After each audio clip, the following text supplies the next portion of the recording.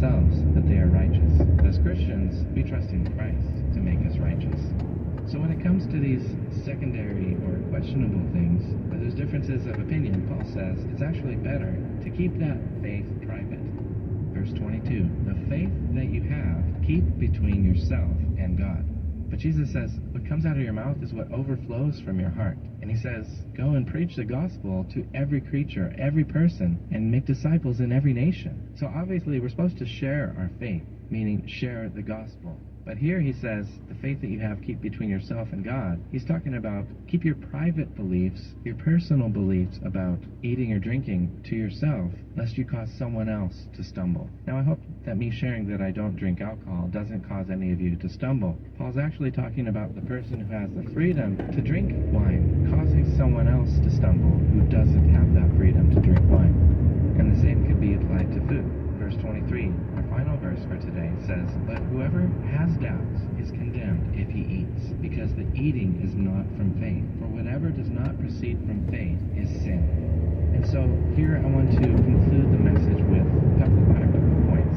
First question we should ask ourselves is this action that I'm considering taking, does it come from faith? Because if it doesn't, it says that it is sin. The second question, which is just the same question just turned around, is asking, what is sin? So sin here is defined as whatever does not proceed from faith. That's sin. So faith and sin, let's talk about that. What is faith? Faith means to trust in, rely upon, cling to, or believe. So in the Bible, we're called to live by faith, to walk by faith. Since we're saved by faith, let us continue to live by faith. And it's a huge theme in the book of Romans. As the thesis is given in chapter 1, he says, the just shall live by faith. And he's already talked about the spiritual salvation that we receive. We're justified by faith in Jesus Christ alone. Then he talks about how that practically works out in our life by being sanctified. As we walk by faith, God cleanses our hearts and sets us apart from what is truly wrong, and sets us apart for himself, for his kingdom, for his glory, makes us holy.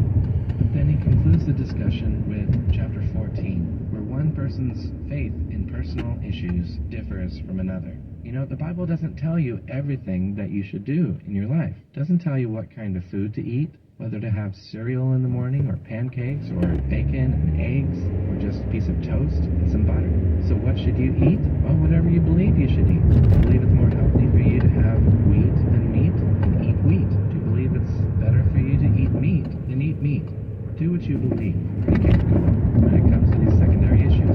But he says, whoever doubts is condemned if he eats. So in other words, we're called to live according to our faith, and that includes your secondary issues. But don't force your secondary issues onto other people.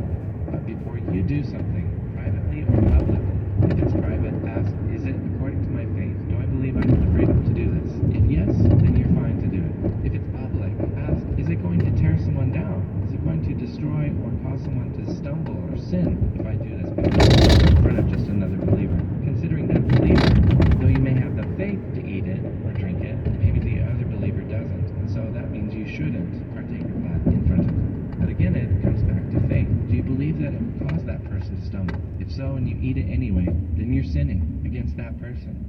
So finally, let's define the word sin according to this scripture. And I want to encourage you to apply it to your life. For whatever does not proceed from faith is sin. You know, the Bible tells us what sin is in lots of places in the Bible. For example, in 1 John, the breaking of God's law is sin. And in Exodus, in the 10 Commandments, Exodus chapter 20, another definition is, in James, whoever knows what is good to do and doesn't do it sins. So there's sins of omission, sins that you do by not doing what you should do. Then there's sins of commission, sins that you commit, doing things that you shouldn't do. But there's also sins of unbelief, as he says here, for whatever does not proceed from faith is sin. So though the scriptures may not forbid it or may not command it, if you don't have the faith to do something, you shouldn't do it. And if you do have the faith to do something and yet you don't do it, that's also sin. So the bottom line is, the just shall live by faith. Are you living by faith? Are the steps that you take in your daily life according to what you believe? Are you doing what you believe is right?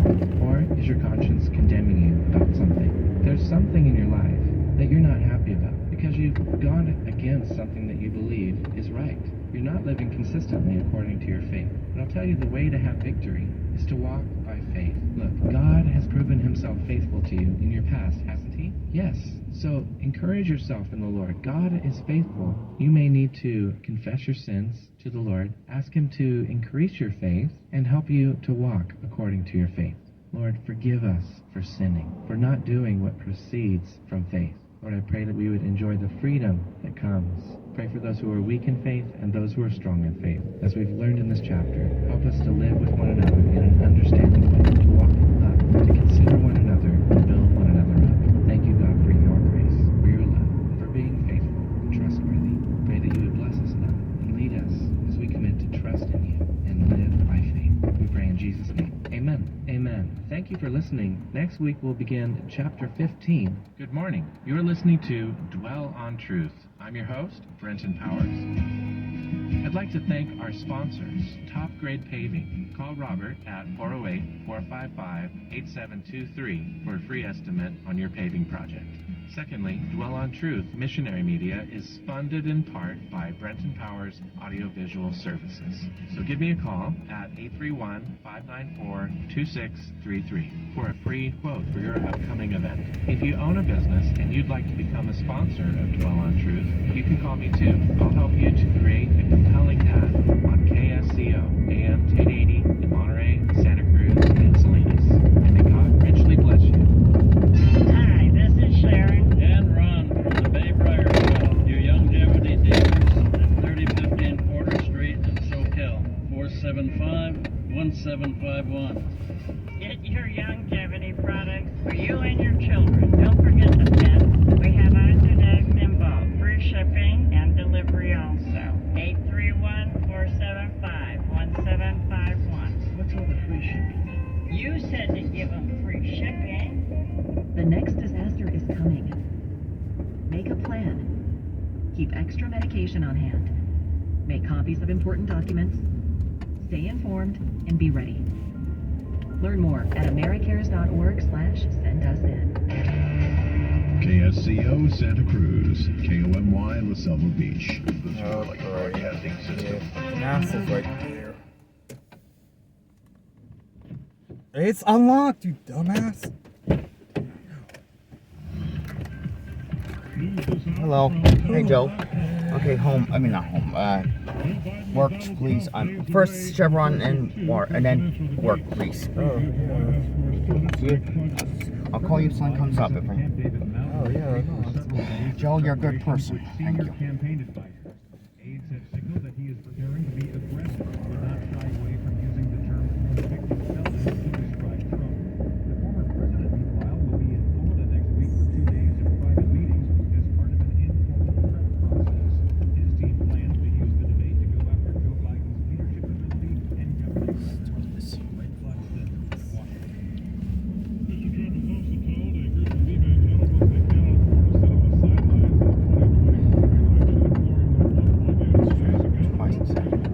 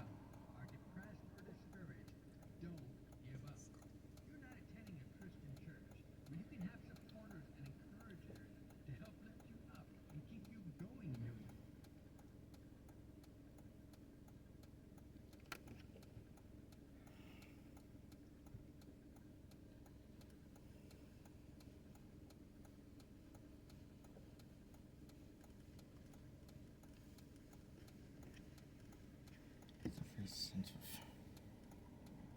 It's okay, guys. That's okay. It's just never insensitive. Take some time.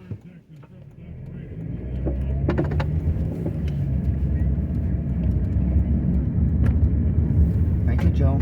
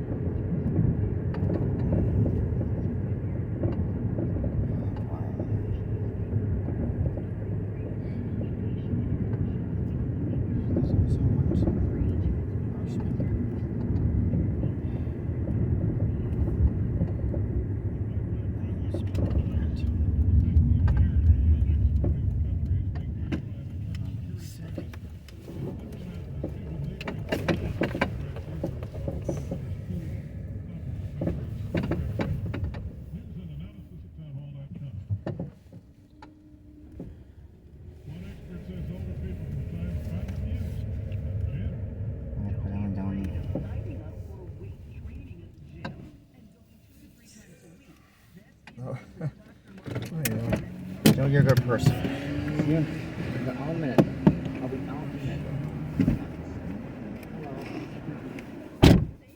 Shut up! Damn! Man, you need to shut the fuck up. Fuck! Damn, guys don't have to fucking repeat yourself? Damn! Weight resistance training, which he calls the Fountain of Youth. I'm Jackie Quinn. Dozens of bottles of centuries-old, impeccably preserved cherries and berries from the cellar of George Washington's Mount Vernon estate in Northern Virginia have been